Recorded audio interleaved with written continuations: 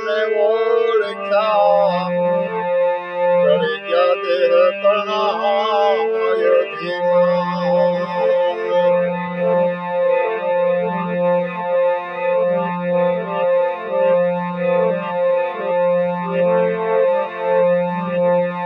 ધન નથી તારા નથી પર્યા કે પરણે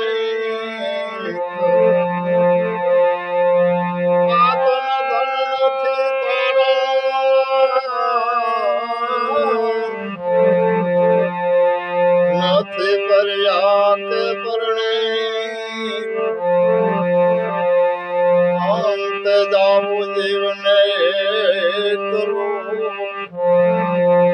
માટે છે તે જાનર શેમાંથી શેતી જવાનું છે કે જે આ ભ્રમમાં આપણે ભટકી રહ્યા છીએ દોડી રહ્યા છીએ આમાંથી સંતો આપણને શેતવાનું કહે છે કારણ કે આપણને ધર્મગુરુએ પંડિતોએ આપણને આડા આવડા બધે વળગાડી દીધા છે એવા ગાળિયા નાખ્યા છે કે કોઈને હાસી વસ્તુની ભાન થવા જ દીધી નથી એટલા માટે સંતો આપણને રાત દિવસ ઉજાગરા કરી ભજનો બનાવી વાણી દ્વારા આપણને શેતી રહ્યા છે પણ છતાં આપણે એક જ નક્કી કર્યું છે કારણ કે ગ્રંથિ બંધાઈ ગઈ છે કે આ માતાજી કહેવાય અને આ રામાપીર આ હનુમાન દાદો કોઈ પણ દેવસ્થાના એમાં ઘણા તો એવું કે 33 કરોડ દેવસ્થાના હવે 33 કરોડમાં હું એવું કહું છું કે 1 કરોડના કોક નામ દો 1 કરોડની ખબર નથી 1 લાખની તમને ખબર નથી તો 33 કરોડ આપણે જમી ગયા આપણે કોકને સાંભળી ગયા 33 કરોડ દેવતા એટલે એમાં વળગી ગયા કે 33 કરોડ દેવસ્થાન હશે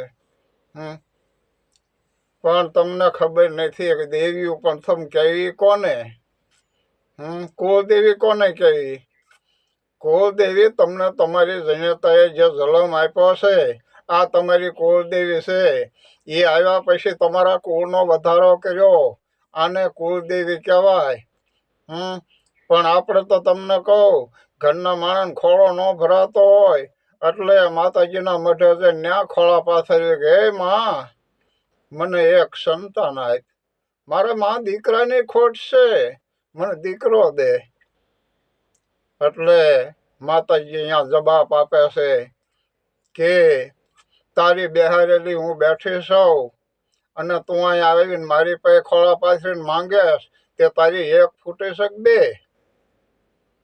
એટલે ભલામણા ત્યાં બેહારી છે હું બેઠી છું શું અને મારે કાંઈ કરવાની વાત નથી દીકરા તો બૈરા દે ઘરનું માણા દીકરા દે શું અને જે સમજેલ માણસો છે એ ક્યારેય આવા ભ્રમમાં પડતા નથી એને એવું લાગે તો એ દવાખાને વ્યા જાય સારા ડૉક્ટર પાસે સારવાર લે કે અમારા આમ ક્યાં ખામી છે ભાઈમાં ખામી છે ભાઈમાં ખામી છે કેમ સંતાન થતું નથી એટલા માટે ડૉક્ટર પાસે જઈ અને બધા રિપોર્ટ કરાવે અને ડૉક્ટર કહી દે કાંઈ ખામી છે એટલે દવા આપે ને દીકરા થઈ જાય પણ ક્યાંય દેવસ્થાના કે ભગવાન પાસે જઈને આપણે માથા પસાડવી ત્યાં ક્યાંય ગોડાઉન નથી ભર્યા તો આપણને આપી દે એટલે આમાં સંતોએ કીધું છે કે ભરમે મત ભૂલો કે અમારા તેને પ્રેમથી જોઈ લો પ્યારા એક જ પાણી એક જ પથરા એક નાવન કા હારા એક મુહૂર્ત મેં એસી દીઠી જેના રામ ને કૃષ્ણ પૂજારા કારણ કે એ મૂર્તિ એવી છે કે એને રામ કૃષ્ણ ભગવાન બધા એને માનતા હતા એની પૂજા કરતા હતા. સો અને આપણે તો અત્યારે પથ્થરની મૂર્તિ પાસે જઈને મંડાઈ ગયા, ન્યા માથા પસાડવી, ન્યા દીવાન ધૂપને અગરબત્તીઓ કરવી. એટલે આ ભોંઠા પડો ભોંઠા, ક્યાં વળગ્યા છો? એ અસલ નથી, નકલ છે. તે નકલને કોઈ દી અકલ ન હોય, કારણ કે જો એ અસલ હોય તો એના મોઢા જ્યારે ખેપટ સડી જાય તો ઇન્સાફ કરી નાખે એનાથી. અને ક્યારેક આપણે એકલા મઢે ગયા ઘડીક આપણે એને વાતો કરે 2-5 મિનિટ, પણ આ બોલતી નથી, કાંઈ કહેતી નથી માથે હાથ મૂકતી. એના મોઢે ખેપટ સડ્યો હોય તો આપણે સાફ કરવું પડે. કોઈ કૂતરા મીંદડાએ આડી પાડી દીધી હોય તો એને ઉભી આપણે કરવી પડે છે, નકર 100 મહિના જાવ તો આડી જ પડી હોય. એટલે મારા વાલા આમાંથી સમજી જાઓ, કારણ કે કબીર સાહેબે એવું કીધું છે કે હું દેવળે દેવળે ફર્યો, મૂર્તિ દેખીને ઊંધો પડ્યો, પણ બેઠી બોલી નહીં, ખૂતી હવળી નહીં, ઊભીએ ન કીધું હાય. કબીર આમાં કોને લાગુ પાય? આમાં પાય લાગવું કોને? આવું આપણને સંતો વારંવાર ખૂબ ઠપકા આપ્યા છે, પણ છતાં આપણને એક ગ્રંથિ બંધાઈ ગઈ છે. તે આપણે એમાં પાછા આપણે કહેવી તો કે લે આ ગઢા આવું કરતા જ હતા પહેલાથી, તો હું ગઢા ખોટા? એટલે ભલામણા ગઢા તો ગાંડિયા હતા, ગઢામાં બુદ્ધિ નથી, ગઢાને ભણતર નહોતું. અને અત્યારે તો આ એજ્યુકેશન જમાનો આવ્યો, ટેકનોલોજી આવી, કોમ્પ્યુટર યુગ આવ્યો, હવે પાસા વળો પાસા. અને દાસ સતારાએ કીધું છે કે જોઈ લો હૃદયમાં ખોળી, એમાં છુપાયેલો ખજાનો છે. કારણ કે તમારા હૃદયની માલપા એવો છુપાયેલો ખજાનો છે, ત્યાં તમે પાછા વળી અને જોઈ લો તો પરમાત્મા તમે પોતે જ છો, તમારામાં જ બેઠો છે. કારણ કે બોલે બીજો નહીં, એ પરમેશ્વર પોતે અજ્ઞાનીને આંધળો અળગો રહીને ગોતે.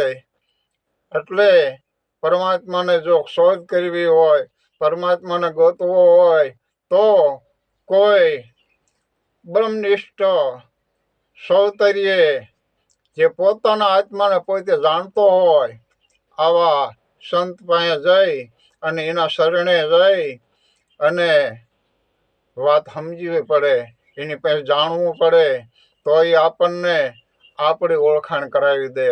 કારણ કે આપણે ખુદ આપણને નથી ઓળખતા, પછી માતાજીને ક્યાંથી ઓળખવી? રામાપીરને ક્યાંથી ઓળખવી? કોઈને ન ઓળખવી ભલામણા. આપણે આપના ખુદને નથી ઓળખતા ને બીજાને ક્યાંથી ઓળખવી? એટલે જો તમને જ ઓળખવા હોય તો કોઈ સંતોના સાનિધ્યમાં વ્યા જવું પડે, અને એના સાનિધ્યમાં જાઓ પછી તમને તમારી જાણ કરાવી દે, તમે કોણ છો, હરિ કેવા છે, આનો ખ્યાલ તારે આવે. પણ આપણને શું છે કે બૈરાને નાનું બાળક અને આ બેનને ઘરે રસોડાનું કામ કરવાનું, રાંધવા સીંધવાનું, આવું કામ ચાલુ, અને બાળક રાયડે ચડ્યો, બાળક રોવા માંડ્યું. પછી બેનને એવું થયું કે આ સાનું રહેશે નહીં, અને મારે શિયાળામણનું મોડું થાય છે, એટલે રેંકડી મીંસી લાવેલી ખોટી ટોટી બાળકના મોઢામાં આપી દે. હવે બાળકના મોઢામાં આપી દે એટલે સહ મંડે સુહવા. એની લાડુના ઘોંટડા ભરાય, એમાંથી કાંઈ દૂધ ન આવે, પણ એને લાડુના ઘોંટડા ભરે અને ઘડી બગડી સાનું રહી જાય. પણ જ્યારે કકડીને પેટમાં ભૂખ લાગે, મંડકી પેટમાં બળતરાયું થવા, પછી એ ટોટીઓ એવી દવા ભરાવે તો સાનું ન રહે, અને મંડા રાડવી જીકવા ત્યાં એની માને ખબર પડે કે હવે સાનું નહીં રહે, હવે આને ભૂખ લાગી છે. આવી જ્યારે ભૂખ લાગે પછી એની માં ખોળિયામાંથી ઓલા પથારીમાંથી લઈ પોતાના ખોળામાં લઈ હાડલાનો શેડો જરાક ઢાંકી અને હાસી ટોટી, ખોટું ટોટી કાઢલા ને હાસી ટોટી આપી દે. પછી એને પ્રાપ્તિ થાય અને સાનું રહી જાય. એમ આપણે તમને કોઈ 70 વર્ષના ત્યાં તો ખોટી ટોટીઓ મૂકી જ નથી. સંતો રાયડું નાખીને થાકી રહ્યા, સમજાવીને થાકી રહ્યા, અને અહીંયા તો કંટાળી જાય છે. કેટલીક સમજાવવા, કેટલીક રાયડું નાખવું, કોઈ સમજવા તૈયાર જ નથી. શું એટલે આ માણા થાવ માણા. કારણ કે આપણે માણાય નથી. શું કબીર સાહેબે ના પાડી. કબીર સાહેબ બજારમાં નહીં રહ્યા અને હાથમાં ફાનસ જગતો અને બપોર વસાળા બજારમાં નહીં રહ્યા, 2, 5, 7 જણા બેઠેલા બજારમાં.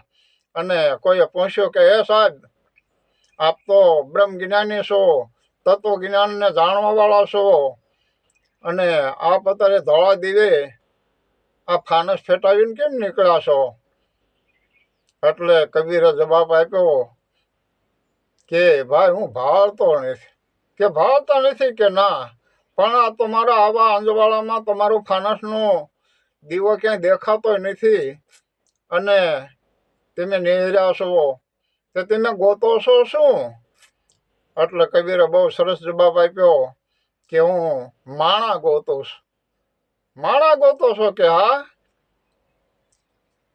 તો આપણું ગામ આખું છે, આ ઈમે બધા બેઠા છે, આમાં તમને માણા કોઈ નથી લાગતું? એટલે કબીરે ના પાડે કે ના, માણા કોઈ નથી. કે માણા નથી કે ના, તો માણા બનવું હોય શું કરવું પડે? એટલે કબીરે કીધું કે માણસ તો હું બનાવી દઉં છું, મારી પાસે માણા બનાવવાનું કારખાનું છે. એટલે જો કોઈને માણા બનવું હોય તો આવો, માણા બનાવી દઉં. એટલે સામે ભાઈએ પૂછ્યું કે માણા બનાવવાનું તમે શું લેશો? કે ભગવાન હું કાંઈ લેતો નથી માણા બનાવવાનું.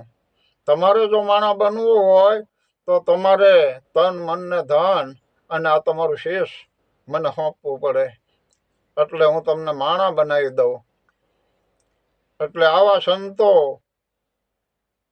આદિ યુગથી માણસને સમજાવવામાં જ રહ્યા છે અને અત્યારની ઘડી લગી સમજાવતા જ આવે છે.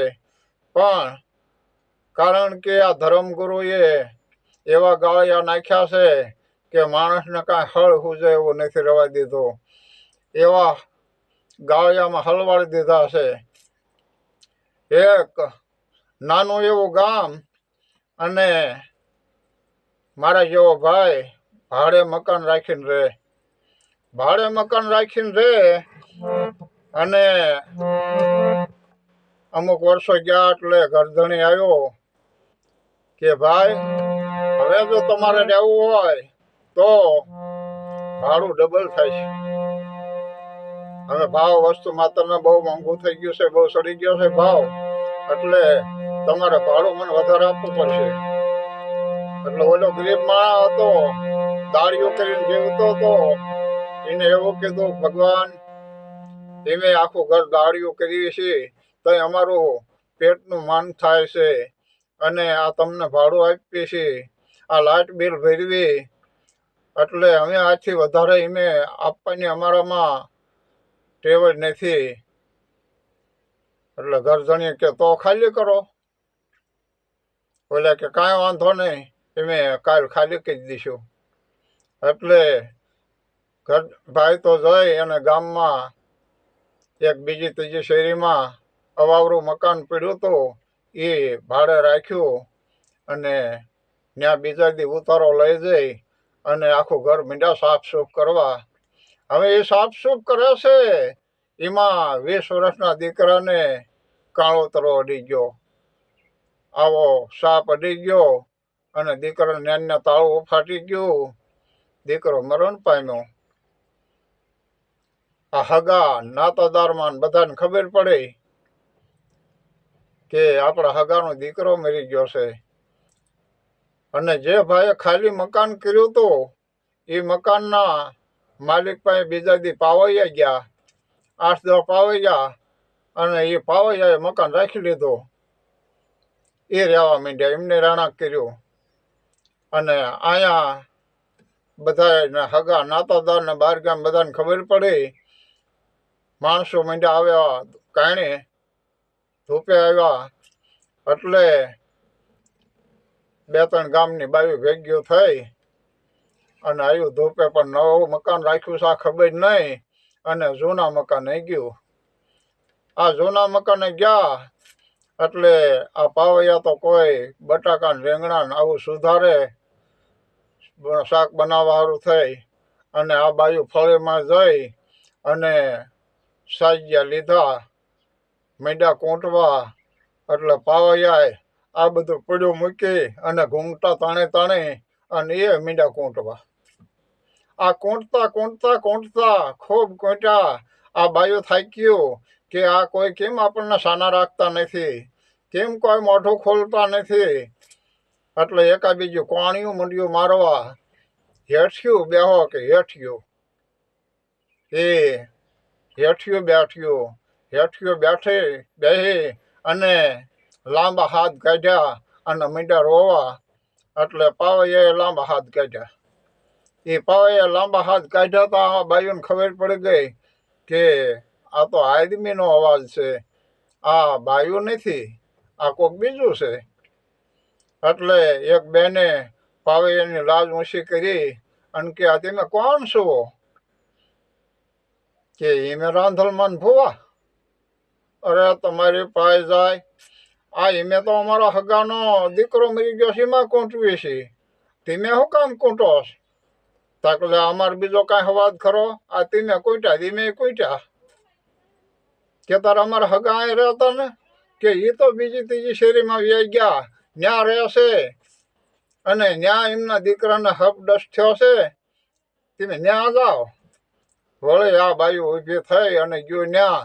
અને ન્યા જઈને પાછો જે ધડેલો લીધો, ત્યાં તો હામ્યું કાક્યું ને મામ્યું ને ફયું ને આ હગાની બાયું બધી અને ખૂબ કૂંટ્યું. પછી સાન્યું રહ્યો, કોગળા કરાવ્યા અને શિરાવા આપી, શિરાવી કરી અને બાયું ઘેરે ગયો પણ માંદ્યું પડી ગઈ. હા ખાય તો ફૂલ આવે, કોટે કોટે થાકી રહ્યું. તે બે ત્રણને દવાખાના દાખલ કરવી પડે, કાંઈકને તરોપા લાવીને પાયા. એટલે પાડોશીને બાયું આવ્યું કે એટલે તમે કાણે ગયું તેઓના માંદી પડ્યું ને ક્યાં આવ્યું? કે હા. કે કેમ? ત્યાં કે કૂંટ્યું બહુ. ભલામણીઓ કે તમે આ એક દી કૂંટ્યું જો માંદી પડ્યું, ન્યાયનું તમારે હગાની જે બાયું હોય ને રોજ કૂંટવાનું, રોજ કૂંટવાનું. તો એમનું શું થાય? ત્યાં પણ એમે ન્યાય ક્યાં કૂંટ્યું છે? તો કે પાવૈયા હતા. અરે તમારી પાસે જાય, પાવૈયા પાસે કૂંટવામાં રહી ગયું. એમ આપણે કૂંટવામાં બધા રહી ગયા છીએ. સાચી વસ્તુની જાણ ખબર નથી, એ કોઈ જાણતું નથી કે હાસું શું છે. અને કૂંટવાવાળા તમને કહું, એમને ખબર નથી કે આપણે કોને કૂંટવી છે. નાનું મરી ગયો, મોટો મરી ગયો, ગઢું મરી ગયો, બસ કૂંટવું એટલે કૂંટવું. કૂંટવા છે બીજી કાંઈ ખબર નથી.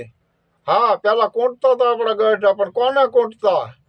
કે કોઈનું ખૂન કરી નાખ્યું હોય, કોઈ મારી ઢીંગાણામાં કામ આવી ગયા હોય તો એ હામા વ્યક્તિને કૂંટતા હતા. આ મરી જાય એને નહીં, હામાને કૂંટતા હતા.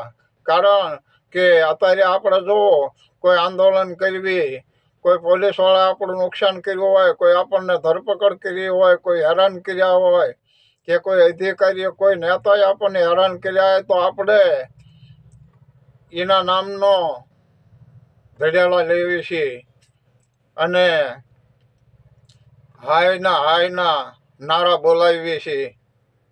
કારણ કે એ હામાએ આપણું નુકસાન કર્યું છે એના હિસાબે. અને આમને ખબર નથી, બસ મરી જાય એટલે કૂંટવું, કૂંટવું એક જ વાત, બીજી કાંઈ ખબર નથી. એમ આપણે કૂંટવામાં બધા રહી ગયા છીએ. સાચી વાત માથે આવો, સાચી વાત જાણો, એટલે તમને ખ્યાલ આવશે કે આ બધું શું હાલી રહ્યું છે. પણ તમને કહું, આ એક ગ્રંથિ બંધાઈ ગઈ છે ને, માણસ સમજતા નથી. અને હવે એમે તો થાકી રહ્યા છીએ. કેટલું કહેવું માણસને, કેવા સમજાવવા, કેટલા સમજાવવા, સમજવા કોઈ તૈયાર જ નથી. બોલો સદગુરુ મહારાજની જય. મારો એક નંબર આપી દઉં. મારો નંબર છે 98 799 63 607. કોઈને કોલ કરવો હોય, કોઈને મારી હારે વાત કરવી હોય તો આ નંબર ઉપર ફોન કરજો. અને મારી ચેનલને કારણ કે હું નાનો માણસ છું. મને થોડીક સહાય કરજો. તો એક તમારા બટન દબાવવાથી મારે તમને કહું કે એટલો હું ખુશ થઈ જાઉં, મારી છાતી ગજગજ ફૂલે. એટલે લાઈક, શેર અને સબસ્ક્રાઈબ કરજો એટલી હું વિનંતી કરું છું. બોલો ગુરુ મહારાજની જય.